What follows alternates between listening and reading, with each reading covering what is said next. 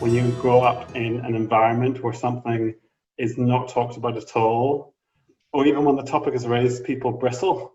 I don't know if anyone's had that experience where a youth leader or a church leader actively bristles when the topic's raised because they're possibly so afraid to say something that might be either offensive or that they just want to avoid it. And so and kids and young people learn so well to pick up on those social cues and to start learning to avoid it. So when I realized that I was gay myself, I had learnt to hide that because this was something that was not acceptable. And it didn't require too much to be said.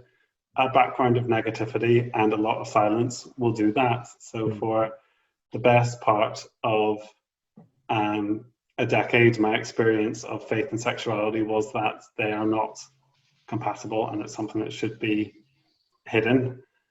And the whole, the title of this seminar being Taking Pride in Faith, I could probably now say that I could have that where I didn't before, but there definitely was a very long road to get to that point. And it's, when it comes to this issue, people have had similar experiences, and I know from being in conversation with different people, it's not an uncommon experience that you do have to push so much. You're not starting from the same page when everything is going against you. To be welcoming, it's not enough to say this is something that can be tolerated, because you're already coming from an atmosphere where you've made people feel rejected and wrong in themselves. And when you're in that stage, you have to do a lot of work to make someone feel really welcome. And that's something that I've definitely learned and experienced as well. Just to confirm something you were saying there, conversations I sometimes have with other church leaders, they say, yeah, look, we are open and affirming and welcoming, but we just don't feel the need to say so. Because, we don't say that we're affirming of this person or that person. So if their argument is that if we specify we're specifically LGBT affirming, well, then we would have to specify every other group of people too. And it's a bit like they're missing the point of what you're saying there, that we do need to work harder at showing our inclusiveness and affirmingness because of the history of the negativity that's gone before. So I would totally agree with that. And I think, and I also kind of would respect, I think, churches who were honest about not feeling like that. I'd rather kind of go somewhere and feel like, actually, if they weren't going to welcome me, that they'd be upfront about that rather than kind of hiding that away. The other thing that was a little bit of a personal bugbear, so apologies if this is my own kind of issue, but when I started about 3 years ago, I transitioned and I was looking for a church to join, and I scoured loads and loads and loads of different websites to try and find who was, and I used some of the kind of the inclusive church type websites as well. But the thing that really frustrated me was a lot of the sites I looked at, they had kind of the word inclusive plastered kind of all over them.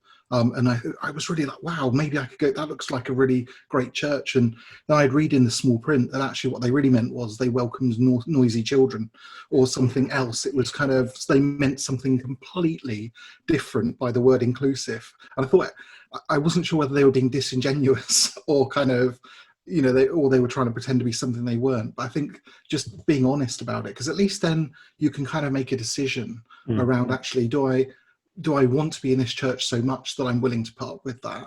Or actually, do I kind of want to just go and find somewhere else to be?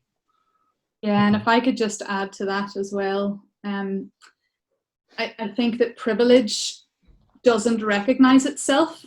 So to be able to say, we are affirming, or we think we're affirming, but we just don't feel the need to say so, is a statement that comes from a place of privilege that is not recognizing itself.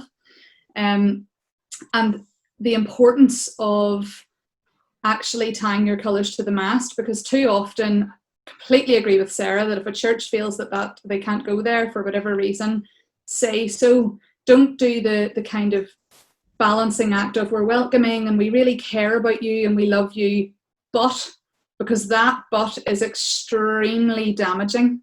And what we're seeing all the time would be maybe young people particularly, but all people who are embedded within their church communities. It is as important to them, even more important to them sometimes than their families.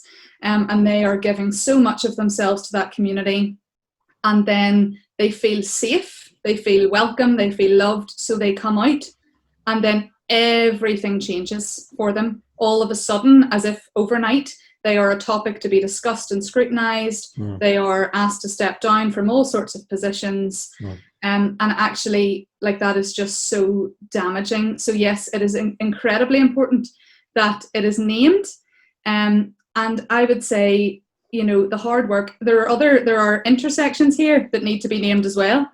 So actually it's really important. And sometimes it can feel a bit like, and we're inclusive of, or we're affirming of, or we celebrate, and this group, and this group, and this group. But that is actually important, because if people have been oppressed, they default to, I'm not celebrated here, and they need to be told that they are.